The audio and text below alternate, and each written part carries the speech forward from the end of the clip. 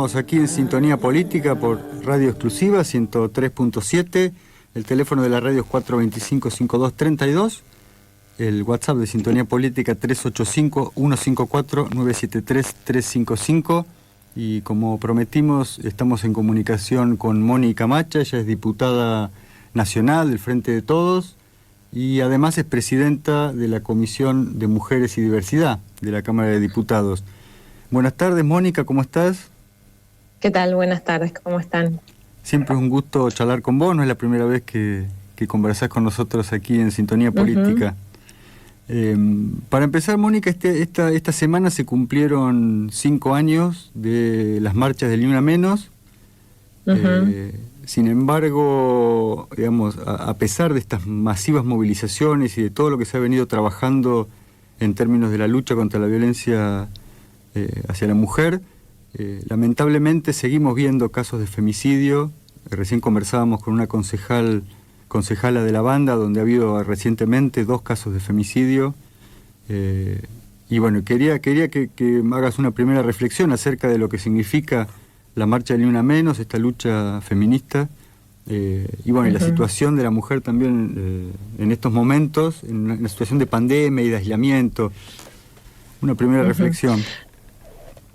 A mí me parece que los 5 años de la marcha Ni Una Menos nos lleva a ubicar un momento de articulación de distintas expresiones feministas que veníamos militando y peleando por los derechos de las mujeres y las personas con capacidad de gestar desde hace muchísimos años, y que tal vez Ni Una Menos lo que logró es articular todas esas organizaciones y esas demandas, y entonces es como de algún modo la masividad del feminismo en la calle, con su diversidad, con sus diferencias partidarias y demás, pero también con una agenda feminista que sabemos que la tenemos que trabajar entre todas, porque si no, si vamos con divisiones, eso realmente nos complica mucho la posibilidad de incidir en la política pública y en la política en general, en la política partidaria, en la política social.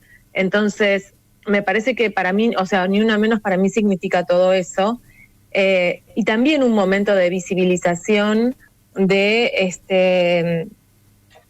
la situación de los femicidios, la violencia contra las mujeres, que por supuesto hay una necesidad de seguir con esta posibilidad de visibilizar, de cuestionar, de que se pueda pensar cuál es la responsabilidad que nos cabe a cada persona, ¿no? Porque por un lado está la situación más general de un Estado presente, de un Estado con acciones, pero también necesitamos una responsabilización por parte de cada persona, del modo en que lleva sus relaciones, en que va de algún modo llevando su vida y sus relaciones más personales, porque ahí es donde se empieza a producir las situaciones de violencia de género que después terminan en femicidios, en los casos graves e irreparables, pero sino también en muchas otras formas de violencia hacia las mujeres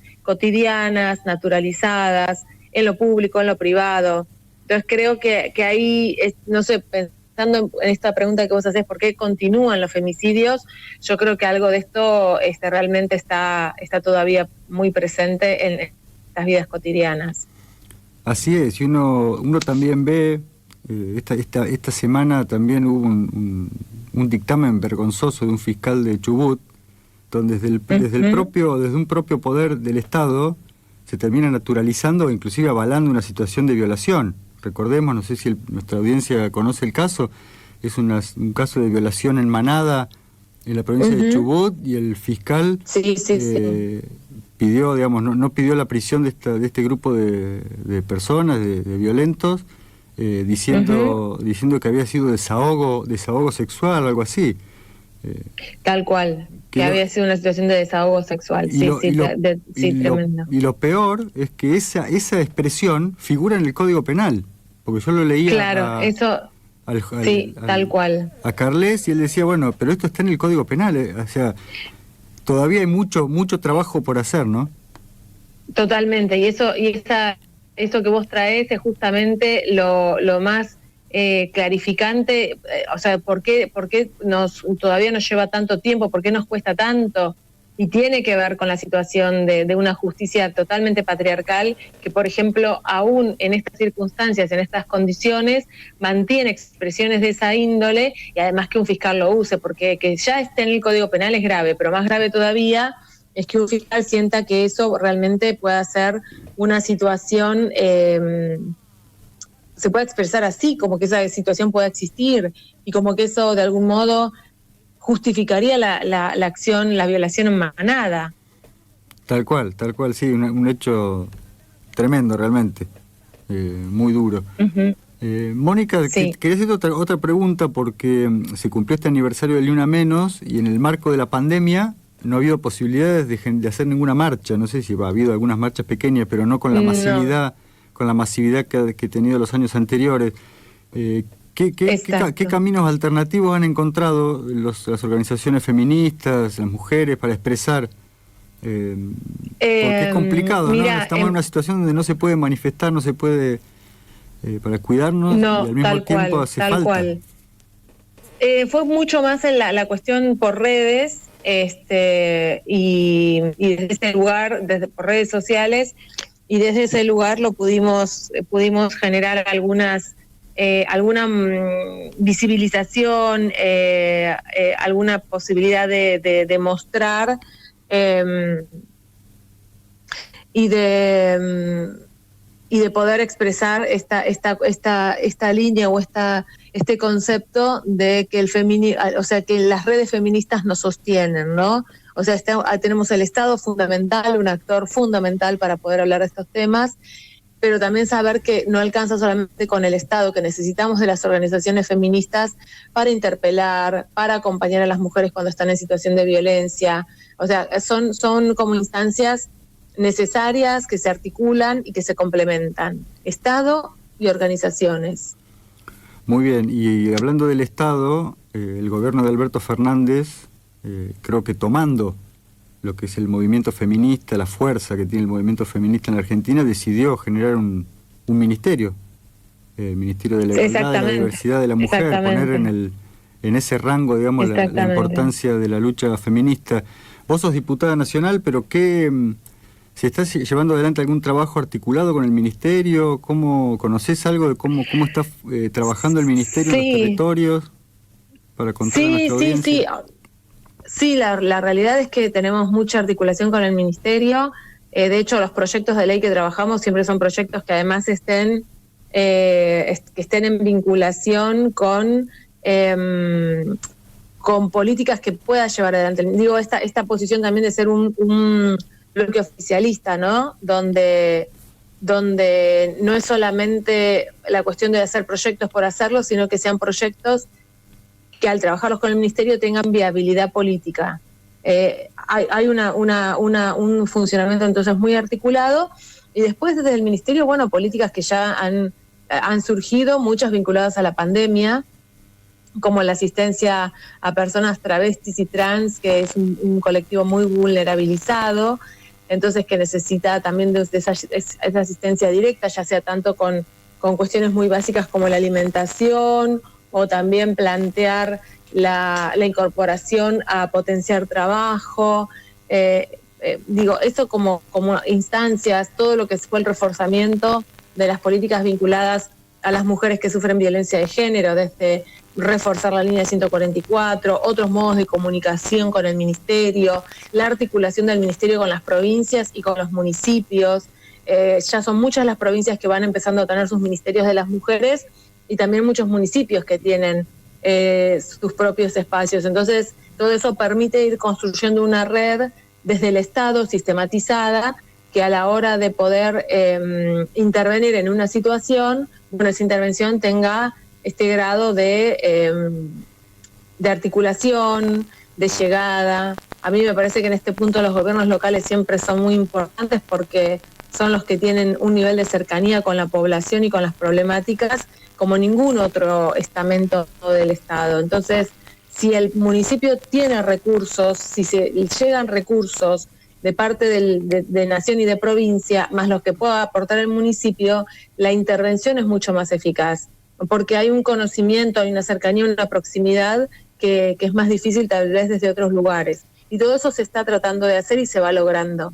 Son procesos, pero hay una intención y un avance en distintos lugares donde sí se puede plantear que esto está en marcha. Perfecto, Mónica, de verdad que es muy interesante lo que estás contando. Te quiero hacer una consulta sobre un tema puntual, tiene que ver con el debate por la legalización del aborto.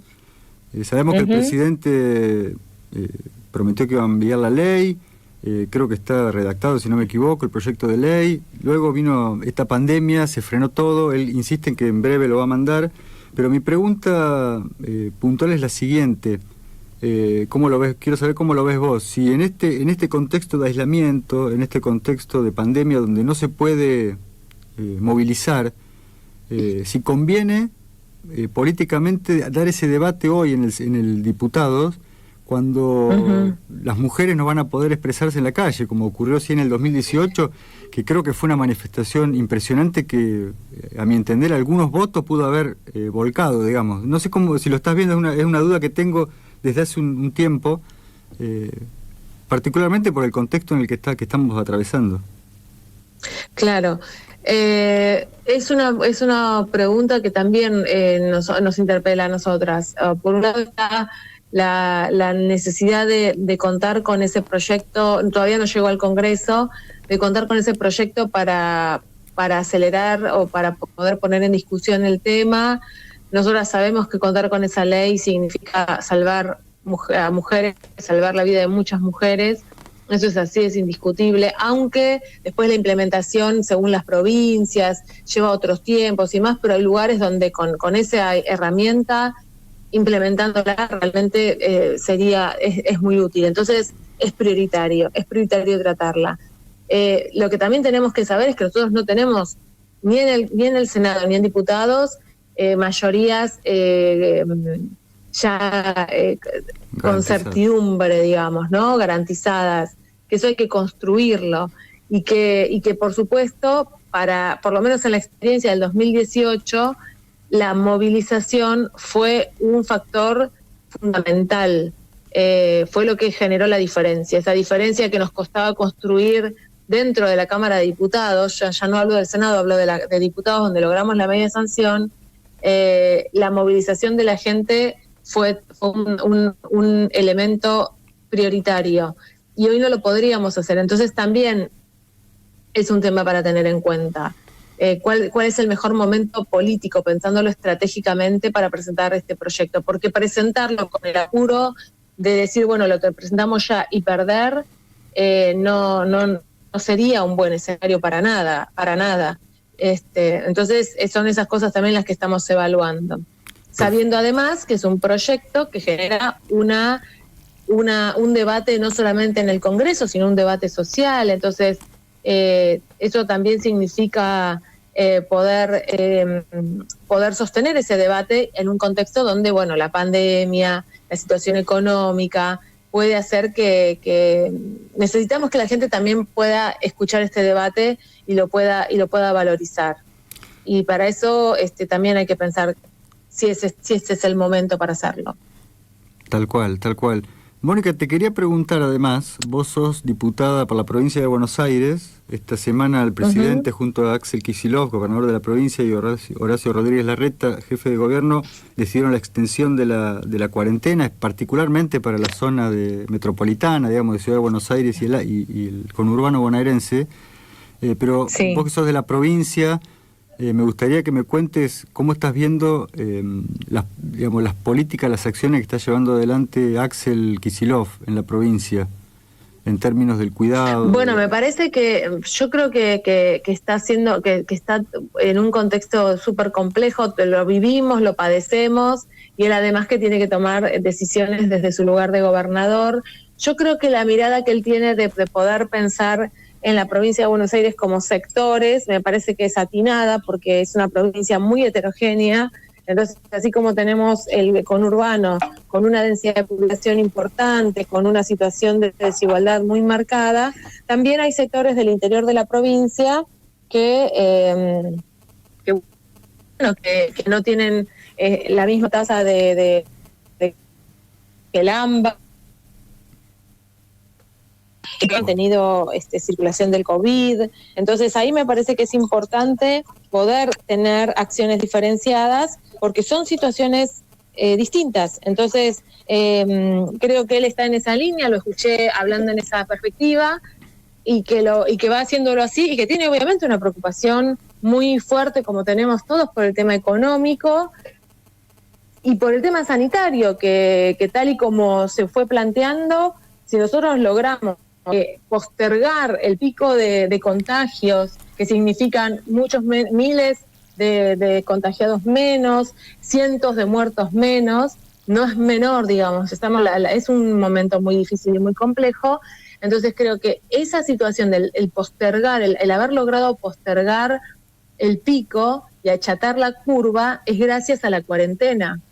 Entonces, frente a la situación que se plantea, priorizar la vida, priorizar las condiciones, fortalecer el sistema sanitario, que aparte venía, después de lo que dejaron Macri y Vidal, venía muy, muy complicado. Me parece bueno que son instancias que también nos permiten en una situación donde no hay una salida que sea la óptima ni la que resuelve todos los problemas. Frente a situaciones problemáticas, tomar conclusiones o tomar decisiones entendiendo que hay una que salva vidas y que el daño entonces para la población es como de algún modo una reducción de daños. Bien, porque la economía por supuesto que daña profundamente. Si vos tenías un comercio no lo podés abrir, no podés alquilar, tenés deudas y demás, es muy grave, es muy angustiante, es enfermante. Ahora, si vos en tu familia perdés un ser querido por el COVID, es arrasador. Así es. Y esas son las opciones. ¿Y vos ves algún riesgo en la relación, no en la relación, pero un riesgo por la cercanía que tiene el conurbano bonaerense con la ciudad de Buenos Aires, teniendo en cuenta que el jefe de gobierno de la ciudad parece que en el momento en que aumentan los casos, pareciera que flexibiliza mayor cantidad de actividades, como que se deja, se cede, digamos, ante las presiones que las conocemos todos, de los grandes medios de comunicación, de las empresas, de terminar con la cuarentena. ¿Hay un riesgo, vos ves un riesgo grande ahí? Porque hay mucha comunicación. Bueno, es constante la comunicación de todo tipo entre la ciudad y la... Sí, hay una comunicación muy permanente, muy cotidiana. Sí, yo veo un riesgo en esa situación, en esa definición. Muchos la están alertando. Yo veo que muchos alertan sobre esa situación. Sí, tal cual. Eso es realmente un riesgo. Bien. Yo creo que en ese punto es como, bueno, son las decisiones de la autonomía que tiene cada gobernador, ¿no? Pero sí es arriesgado. Sí, eso se está viendo. Para terminar, Mónica, te quería hacer una consulta. Vos sos diputada nacional. En algún momento se planteó un proyecto de ley que todavía no está, digamos, uno por lo menos no lo ha leído, que tiene que ver con un aporte único a las grandes fortunas de la Argentina. No se ha presentado el proyecto, ¿no? Todavía. No se ha presentado todavía. Sé que hay algunos compañeros diputados que están especialmente con el tema, trabajándolo. Pero no se presentó, así que bueno, se supone que en pocos días, en pocas semanas llegaría al Congreso. ¿Y cuál es tu opinión sobre este, digamos, proyecto? Aunque todavía no estés, más o menos se sabe que la idea es cobrar un aporte único a las grandes fortunas de la Argentina, son 12.000, 13.000 personas. ¿Cuál es tu opinión acerca de este proyecto en el marco de la pandemia, de la necesidad del Estado de financiamiento? No, a mí me parece muy necesario, me parece que es un contexto mundial difícil, novedoso, con mucha incertidumbre porque tampoco tenemos claridad de cuál es el comportamiento de este virus y en función de todas las pérdidas que significan para la economía de los países y de la región, es importante, es necesario que en esta instancia las grandes fortunas, que no es el pequeño comerciante, el pequeño industrial, el que tiene una fábrica, son las grandes fortunas de la Argentina, puedan hacer un aporte a la nación por única vez. Me parece que es necesario. Bueno, Mónica, la verdad que un placer charlar con vos. Me quedaron un par de preguntas, no sé si tenés un tiempito más, te la hago. Si no... Sabes que estoy por entrar a un Zoom por el tema de Chubut. Ahora, perfecto, justo entonces agradeciéndote por comunicarte con nosotros y esperando que en el futuro volvamos a charlar con vos. Te agradezco esta comunicación y esta charla. Gracias, y si quieren el sábado que viene puedo volver a salir, no tengo problema. Bueno, dale, suerte con la charla, con el tema de Chubut. Muchísimas gracias, Mónica. Bueno, gracias a ustedes, que tengan buen día. Bueno, conversábamos con la diputada nacional del Frente de Todos, Mónica